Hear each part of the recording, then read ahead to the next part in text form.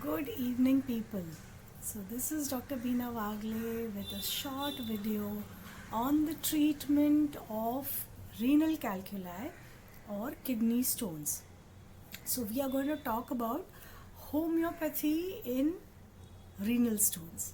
So, as we know, renal stones are of different types. So, we have combination stones, which is calcium phosphate and calcium oxalate stones.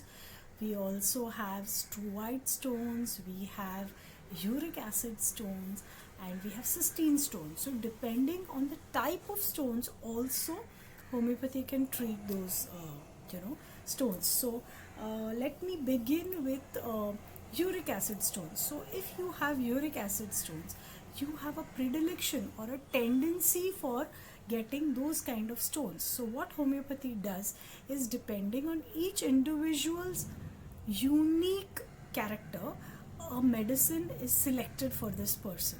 So you need to have that kind of diathesis for this kind of constitution. So homeopathy is a little different from other pathis. So we don't have if you have pain, then it is analgesic. If you have an infection, it is an antibiotic. We do not have remedies like that. So we treat individuals, we do not treat diseases.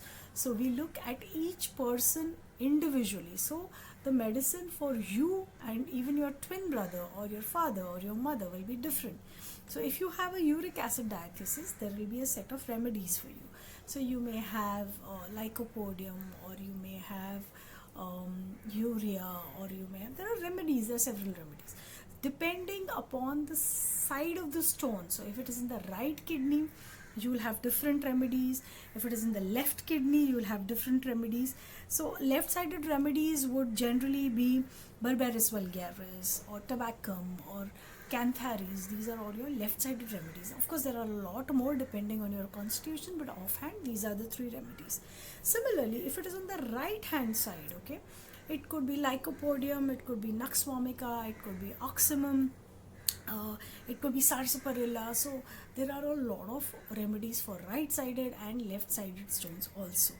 Now in between paroxysms, that means in between episodes of pain, there are remedies which you can take. Okay, now what are those remedies? So you can have Berberis vulgaris, you can have Calcarea carb, you can have Calcarea renalis, you have China sulph, you have hydrangea, you have nux vomica, you have lycopodium, you have sepia, you have urtica urins. So there are a lot of remedies for kidney stones. Now ideally what I advise is that you meet a homeopath in person and find the right remedy for you, because homeopathy has numerous remedies, okay, numerous remedies for kidney stones, and each kidney stone, depending on its type, its location, your constitution, the special symptoms that you have with the kidney stone.